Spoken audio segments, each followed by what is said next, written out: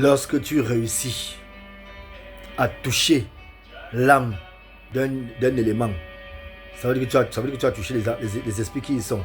Lorsque tu as touché l'esprit d'un esprit supérieur, en pratiquant la spiritualité, en faisant des offrandes, en faisant des grands rites, ces entités-là vont se charger de plusieurs choses dans ta vie, même à ton insu. Ils vont agir dans ta vie, même à ton insu. C'est que les chrétiens ont touché pour dire que l'Éternel désire ceci, c'est cela. Si tu réussis, il y a des rites appropriés qu'il faut faire régulièrement. Quand tu les fais, ces entités-là vont agir dans ta vie. Ils vont te sortir de plusieurs situations. Ils vont trouver des portes où tu pourras imaginer. Ça dépend de ce que tu fais. Attention, les esprits aiment le travail, l'endurance, la ténacité.